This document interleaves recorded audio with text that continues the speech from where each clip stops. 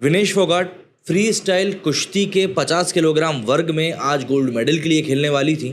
Silver medal उनका पक्का था, लेकिन 100 ग्राम वजन उनकी कैटेगरी से ज़्यादा होने के कारण उनको डिस्क्वालीफाई कर दिया गया। डिस्क्वालीफाई होने का मतलब यह है कि अब वो फाइनल तो खेलेंगी ही नहीं, बल्कि जो एक मेडल की उम्मीद उनसे लग चुकी थी, अब उनको कोई मेडल भी नहीं मिलेगा। एंड ऑब्वियस सी बात है, ये भारत के लिए एक बहुत बड़ा शौक है जो आज सुबह सुबह हमको मिला है। लेकिन इसके पीछे का लॉजिक क्या था? किन कारणों को दिखाते हुए ओलंपिक्स कमेटी ने विनेश को अयोग्य घोषित कर दिया?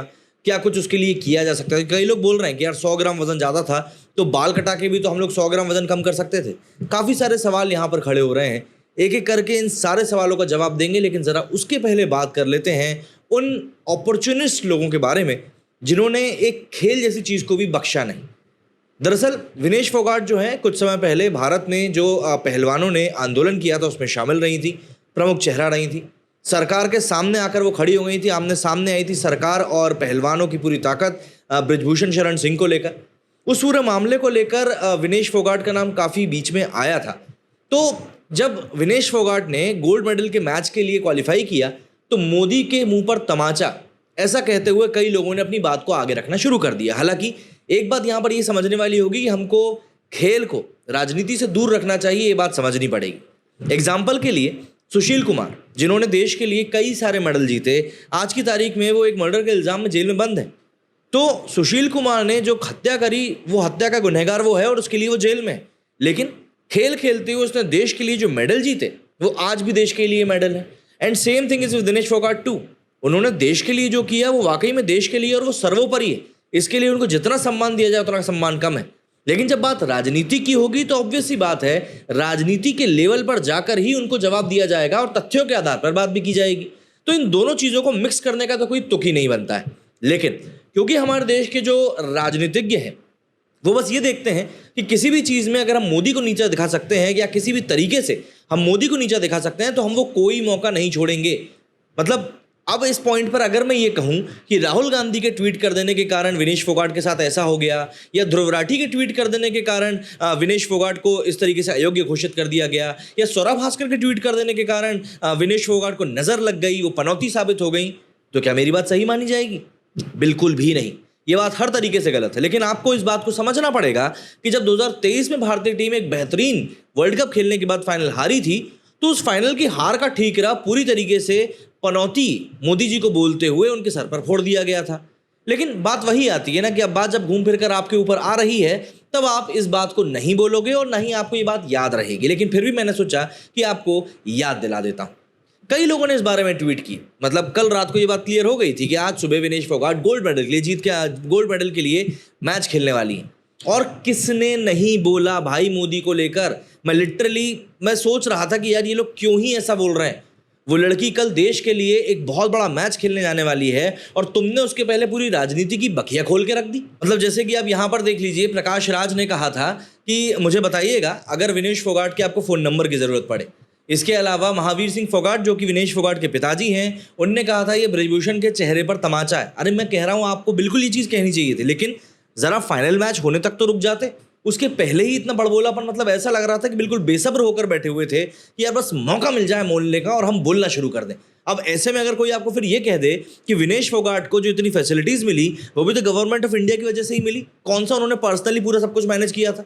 लेकिन ऐसा कोई नहीं बोल रहा है, क्योंकि खेल के साथ में राजनीति को कोई मिलाना नहीं चाहता।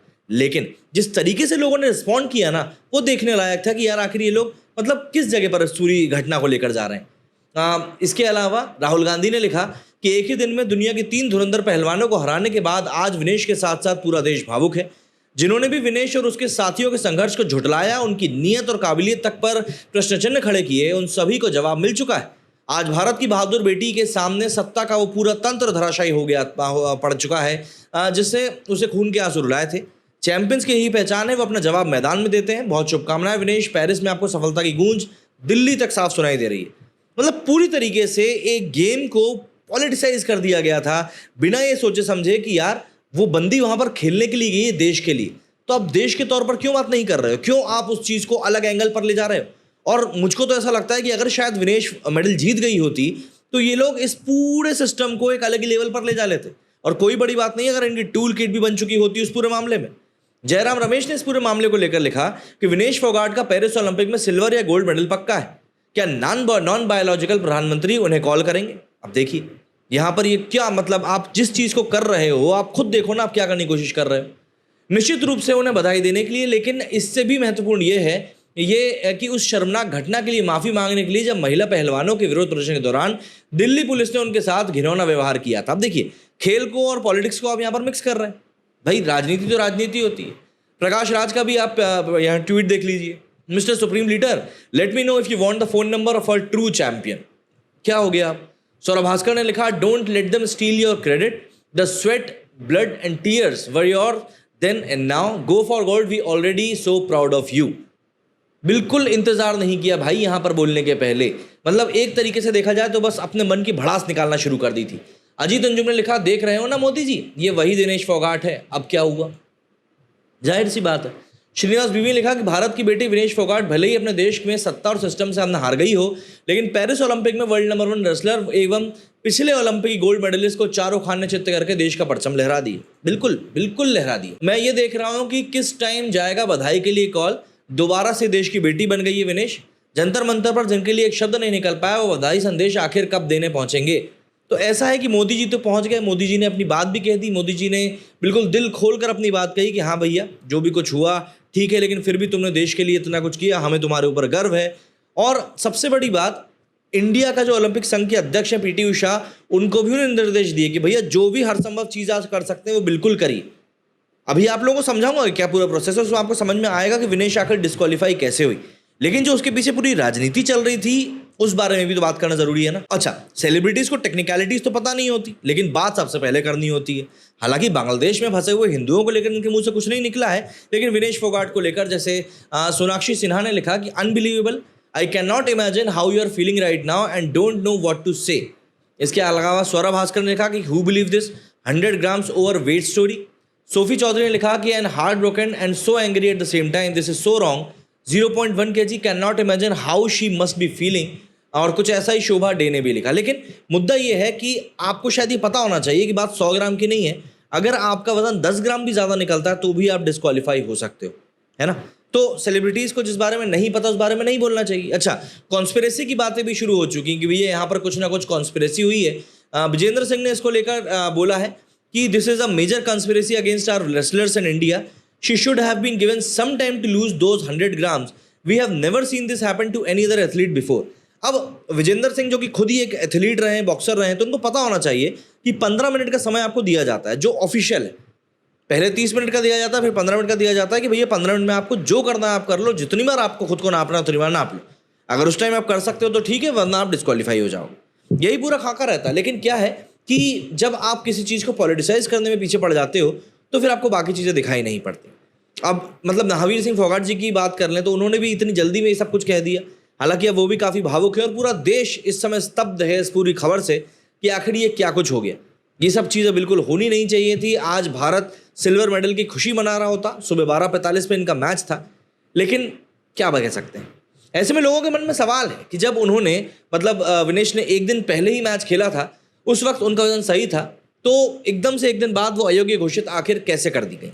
ऐसे में जरा जानने की कोशिश करते हैं कि आखिर रेसलिंग में वजन को लेकर नियम क्या है, जिसके बाद आप समझ पाएंगे कि आखिर उन्हें अयोग्य क्यों घोषित किया गया।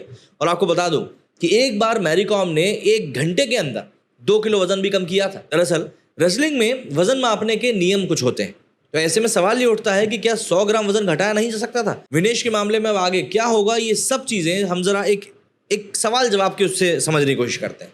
सबसे पहला सवाल तो यही उठता है कि ओलंपिक में कितने खेलों में आखिर खिलाड़ियों की वेट कैटेगरी होती है। तो देखिए, ओलंपिक में मेनली अगर हम बात करें तो 3 खेलों में वेट कैटेगरी होती है, वेट लिफ्टिंग, बॉक्सिंग और रेसलिंग। रेसलिंग में महिला और पुरुषों के लिए अलग अलग 6 वेट कैटेगरीज होती हैं। विनेश फोगाट 50 किलो के भार वर्ग में खेल रही थी। यहाँ पर भी एक ग्लिच है। दरअसल विनेश का जो कोटा था वो 53 kg वाले कोटा में था, लेकिन विनेश इस कोटा में क्वालिफाई कर नहीं पाई, इनसे पहले ही कोई और क्वालिफाई कर गया। तो इसके बाद विनेश ने अपनी कैटेगरी को घटाया और इसको 50 किलो किया। इसको लेकर भी कंट्रोवर्सी ये हुई कि उनका कहना था कि जो इंटरनेशनल प्लेयर्स हैं उनके कोई ट्रायल्स नहीं होंगे, उनको डायरेक्ट मतलब पास कर दो आप, बस भैया डायरेक्ट फाइनल बाउट खिला लो जिसमें हार जीत तय कर देगी कि हम जाएंगे कि नहीं जाएंगे। तो वहां पर भारतीय ओलंपिक महासंघ ने थोड़े बहुत नियमों में बदलाव करके विनेश फोगाट को उसके बाद भी एलिजिबल कर दिया था कि चलो ठीक है, आप जाकर खेलो, क्योंकि आप देश का मान सम्मान बढ़ाने वाले इंसान हो। तो ऐसे में वो 50 किलोग्राम के भार वर्ग में खेल रही थी। कई लोग हालांकि ये भी कह रहे हैं कि 53 केजी में काफ़ी बड़े बड़े रेसलर्स हैं, काफ़ी मजबूत हैं, इसीलिए वो उस कैटेगरी में जाना नहीं चाहती थी, और 50 किलो में इसीलिए वो लड़ने के लिए गई, क्योंकि वो जानती थी कि वो आसानी से इसके फाइनल तक पहुंच जाएंगी। हालांकि ये बात सोशल मीडिया के ऊपर चल रही है, इस बारे में मैं कोई दो राय अपनी नहीं रखता हूँ। दूसरा सवाल उठता है कि रेसलिंग में वजन मापने के आखिर नियम क्या है, जिसमें कि विनेश फोगाट फेल हो गई। तो देखिए, रेसलिंग में वजन मापने का एक पूरा का पूरा प्रोसेस प्री डिफाइंड होता है। हर वेट कैटेगरी की रेसलिंग प्रतियोगिता 2 दिन चलती है, यानी जो भी पहलवान फाइनल या रोपचेज में पहुंचेगा उसका वजन 2 दिन मापा जाएगा। वजन पहले दिन के खेल से पहले सुबह पहलवानों का वजन मापा जाता है। इस दौरान उन्हें 30 मिनट का टाइम मिलता है, वो जितनी बार भी चाहे तराजू पर चढ़ सकते हैं। पहले दिन विनेश फोगाट का जो वजन था वो 50 किलो के अंदर था। मतलब आप ऐसे समझ लीजिए कि अगर आपका वजन पहले दिन 50.2 किलोग्राम से आया, मतलब 200 ग्राम ज़्यादा आया, तो आपको 30 मिनट का टाइम दिया जाता है उसी एक पॉइंट ऑफ टाइम पर कि आप वो कम कर लो, कैसे ही करके बाल काट लो, कुछ भी कर लो, जो भी आप समझ सकते हैं कि आप अपना 200 ग्राम वजन कम कर लो, और 30 मिनट में आप कितनी ही बार चांस ले सकते हो। वहीं दूसरे दिन की बात करें तो दूसरे दिन की प्रतियोगिता में शामिल होने वाले पहलवानों का वजन सुबह फिर से मापा जाता है। दूसरे दिन लेकिन इनको सिर्फ 15 मिनट मिलते हैं। इस दौरान वो जितनी बार चाहे तराजू पर चढ़ सकते हैं। दूसरे दिन विनेश फोगाट का वजन 50 किलो से 100 ग्राम ज़्यादा आया। कंपटीशन का वजन मापने के दौरान पहलवान सिर्फ सिंगलेट पहन सकता है, यानी वो ड्रेस जिसे पहनकर वो कुश्ती लड़ने के लिए जाने वाला है। इस दौरान ये भी जांच की जाती है कि खिलाड़ी को कोई किसी प्रकार की संक्रामक बीमारी के लक्षण तो नहीं है। साथ ही उसके नाखूनों की जांच भी की जाती है, वो कटे हुए और छटे हुए होना चाहिए। यूनाइटेड वर्ल्ड रेसलिंग के अधिकृत अफसर वजन नापते हैं। इस पूरी प्रोसेस की वीडियो रिकॉर्डिंग भी होती है और आंकड़े कंप्यूटर पर दर्ज किए जाते हैं। यूनाइटेड वर्ल्ड रेसलिंग के अफसरों की सहमति के बाद ही कोई खिलाड़ी रिंग में उतर सकता है। इसके बाद सवाल उठता है कि क्या वाकई आधे घंटे में 100 ग्राम वजन कम किया जा सकता था? तो देखिए, जवाब इसका मैं हाँ में ही दूंगा। दरअसल आधे घंटे में 100 ग्राम वजन कम किया जा सकता है। पहले भी वर्ल्ड खिलाड़ियों ने ऐसा किया है, और विनेश का केस लेकिन थोड़ा सा अलग था। दरअसल जो मीडिया रिपोर्ट सामने आ रही है उनके मुताबिक विनेश का वजन 6 अगस्त की रात को लगभग 2 किलो बढ़ गया। वो पूरी रात सोई नहीं, उन्होंने अपने वजन को घटाने के लिए हर तरह की कोशिश करी, जॉगिंग से लेकर स्किपिंग और साइकिलिंग तक। डिहाइड्रेशन के कारण उनको आखिर में चक्कर भी आने लगे, और इसके बावजूद उनका वजन 100 ग्राम ज़्यादा रह गया और वो डिस्क्वालीफाई हो गए। लेकिन अगर मेरे को मैरी कॉम के मैं किस्से की बात करूं, तो मैरी कॉम को एक बार पोलैंड में सिल्सियन ओपन बॉक्सिंग टूर्नामेंट में खेलना था, और इस वक्त वो 48 किलो की वेट कैटेगरी में खेलना चाहती थी, लेकिन उसके हिसाब से उनका वजन ज़्यादा था। ऐसे में कैटेगरी निर्धारण के लिए होने वाले वजन से ठीक पहले ही उन्होंने अपना वजन कम कर लिया। आपको बता दूं कि उस वक्त मैरी कॉम ने कैटेगरी में डिस्क्वालीफाई होने से बचने के लिए 4 घंटे में करीब 2 किलो का वजन कम किया था। उन्होंने बताया था कि उन्होंने 1 घंटे तक स्किपिंग की, इस तरह वजन उनका कम हो गया। अब सवाल ये उठता है कि आखिर एथलीट वजन कम कैसे करते हैं? तो देखिए, जब भी ऐसा होता है तो एथलीट कई तरीके से बहुत कम समय में वजन कम कर लेते हैं। इसके लिए वो हैवी वर्कआउट करते हैं, इसके लिए वो खास तरह के कपड़े आते हैं जिन्हें पहनकर वर्कआउट किया जाता है। इससे बॉडी से काफ़ी ज़्यादा पसीना निकलता है और कुछ ही घंटों में वजन कम हो जाता है। हालांकि इससे स्ट्रेस और आदि दूसरे जो फैक्टर्स होते हैं वो भी काम करते हैं। एथलीट्स इस कंडीशन में एक FBT सूट पहनते हैं, जिससे शरीर में काफ़ी हीट पैदा होती है, और उसे पहनकर सोना बात भी लेते हैं। ऐसा करने से बॉडी से काफ़ी ज़्यादा तेज़ी से पसीना निकलता है और बार बार टॉयलेट भी जाते हैं। ऐसा करने से बॉडी से वाटर रिटेंशन कम होता है। वाटर रिटेंशन कम करके एक बार के लिए काफ़ी वजन कम किया जाता है। इसके अलावा वो वाटर रिटेंशन कम करने के और भी ज़्यादा उपाय होते हैं जो वो कर सकते हैं, जिससे कि शरीर से पानी को निकाला जा सके और वजन को कम किया जा सके। ऐसे में सवाल उठता है कि क्या 100 ग्राम से वाकई में ज़्यादा फर्क पड़ता है? किसी को रियायत नहीं दे सकते? तो जो सेलिब्रिटीज इस बात को समझ नहीं रहे हैं, जो 100 ग्राम को एक बहुत बड़ा षड्यंत्र बता रहे हैं, तो खेलों की दुनिया में, खास तौर से ओलंपिक में, अगर आपका वजन 10 ग्राम भी ज़्यादा है तो वो मायने रखता है। वेट कैटेगरी बनाई ही इसलिए गई है ताकि फेयर गेम हो सके। एक जैसे वजन के खिलाड़ी जब लड़ेंगे तो ताकत भी एक जैसी लगाएंगे। अगर किसी का वजन 100 ग्राम ज़्यादा है, मतलब वो 100 ग्राम ज़्यादा ताकत लगा रहा है, वो फेयर गेम के अंडर नहीं आता है। तो ऐसे में सवाल उठता है कि क्या ज़्यादा वजन आने पर खिलाड़ी अपने वजन से ऊपर की वेट कैटेगरी में खेल सकते हैं? तो देखिए, ऐसा हो सकता है। कोई खिलाड़ी अपने तय वजन से ज़्यादा होने पर अगली 2 कैटेगरी में खेल सकता है। इसके लिए उसे अपने वजन से 1 ग्राम वजन ज़्यादा वजन दिखाना पड़ेगा। लेकिन विनेश के केस में ऐसा नहीं होगा। ओलंपिक में कौन सा खिलाड़ी किस वेट कैटेगरी में खेलेगा ये पहले से तय है। यानी विनेश फोगाट ज्यादा वजन के चलते डिस्क्वालीफाई होने पर 50 किलोग्राम कैटेगरी की जगह 53 किलोग्राम की कैटेगरी में कुश्ती नहीं लड़ सकती। इसके बाद सवाल उठता है कि रेसलिंग में खिलाड़ी आखिर किस वेट कैटेगरी में खेलेगा, ये तय कैसे होता है। तो देखिए, ये चीजें जिला स्तर पर ही तय हो जाती हैं कि अगर कोई पहलवान किस कैटेगरी में खेलेगा, ये कौन बताएगा। तो देखिए, संबंधित कैटेगरी में कोई पहलवान जिले से राज्य, राज्य से नेशनल और फिर नेशनल से ओलंपिक तक क्वालिफाई करता है। देश में रेसलिंग फेडरेशन वजन और मेडिकल भी कराते हैं। जैसे कोई खिलाड़ी 50 किलो कैटेगरी में लड़ेगा, इसमें एक जिले से 10 खिलाड़ी हैं। जो भी कोई इन 9 खिलाड़ियों को हरा देगा वो राज्य स्तर पर जाएगा। राज्य स्तर पर हर जिले से जीते हुए पहलवान आते हैं। यहाँ जो जीतने वाला नेशनल लेवल पर खेलता है। नेशनल लेवल पर हर राज्य से चुने हुए पहलवानों के बीच मुकाबला होता है। नेशनल में से सबसे अच्छा खेलने वाले पहलवान ओलंपिक के लिए क्वालिफाई करते हैं। ऐसे में बात आती है कि अगर किसी खिलाड़ी को अपनी वेट कैटेगरी बदलनी है तो क्या करना होगा। तो देखिए, यूनाइटेड वर्ल्ड रेसलिंग के इंटरनेशनल रेसलिंग रूल्स के मुताबिक खिलाड़ी अपने मौजूदा वजन से ज़्यादा की अगली वेट कैटेगरी में खेल सकता है। इसमें हैवी वेट कैटेगरी में छूट है। हैवी वेट कैटेगरी में खेलने के लिए मेल खिलाड़ी का 97 और फीमेल खिलाड़ी का 72 किलोग्राम से ज़्यादा वजन होना चाहिए।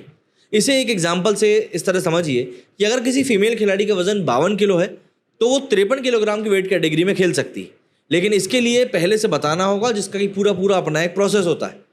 अब बात यह आ जाती है कि अगर कोई खिलाड़ी डिस्क्वालीफाई हो जाए तो इसका बाकी खिलाड़ियों पर क्या असर पड़ता है। देखिए, अलग अलग स्टेज पर अलग अलग असर पड़ता है। विनेश फोगाट के मामले में गोल्ड मेडल अमेरिकी पहलवान सारा हिल्डनबर्ग को मिल जाएगा, क्योंकि फाइनल मैच अब नहीं होगा, इसलिए सिल्वर मेडल किसी को नहीं दिया जाएगा। वहीं दोनों सेमीफाइनल मैच में हारने वाली पहलवानों के बीच में ब्रॉन्ज मेडल के लिए मैच होगा। तब सवाल आता है कि क्या इससे पहले भी वेट कैटेगरी को लेकर मैच से पहले कोई डिस्क्वालीफाई हुआ है। तो मैं आपको बता दूं, मैच होने के बाद तो नहीं, लेकिन 96 के अटलांटा ओलंपिक खेलों में भारतीय पहलवान पप्पू यादव मैच शुरू होने से पहले ही डिस्क्वालीफाई हो गए थे। ये 48 किलोग्राम की कैटेगरी के दावेदार थे। ट्रायल मैच जीतने के बाद वजन मापने पर जब उनका वजन ज़्यादा निकला तो उन्हें ओलंपिक में कोई मैच खेलने दिया ही नहीं गया। इसके अलावा एक आखिरी बात यह आ जाती है कि क्या विनेश फोगाट को फिर से खेलने का मौका मिलेगा। तो देखिए, ऐसा नहीं है। ओलंपिक रूल्स के मुताबिक एक बार डिस्क्वालीफाई होने के बाद खिलाड़ी को दोबारा मौका नहीं मिलता है। इसलिए विनेश फोगाट पेरिस ओलंपिक में अब दिखाई नहीं देंगी, वो खेल नहीं पाएंगी और यकीन मानिए अब उनको खाली हाथ ही भारत वापस लौटना पड़ेगा। लेकिन इस पूरे मामले को देखकर बस मेरे जहन में यही बात आती है कि क्या वाकई में इन सब चीज़ों का अवॉइड नहीं किया जा सकता था। जो पॉलिटिसाइजेशन जो इस पूरी सिचुएशन का चल रहा था, जिस तरीके से चीज़ों को ओवर एग्जैजरेट किया गया, ओवर खींचा गया, ये सब चीज़ें अवॉइड हो सकती थी। और आज जो ये सब बातें सोशल मीडिया पर उठ रही हैं, इनमें से कोई बात नहीं उठती, सिर्फ शाबाशी की बातें निकल कर सामने आती। लेकिन बात वही है कि हमारे देश की राजनीति करने वाले लोगों को राजनीति से ऊपर कोई चीज़ दिखाई ही नहीं देती, और इसीलिए कहीं ना कहीं ये सब बातें आज की तारीख में एक सवाल की तरह हमारे सामने आके खड़ी हो चुकी हैं। क्या कहना चाहेंगे आप लोग इस बारे में, कमेंट करके ज़रूर बताइएगा। मेरे स्टूडियो फिलहाल इतना ही। जय हिंद, जय भारत।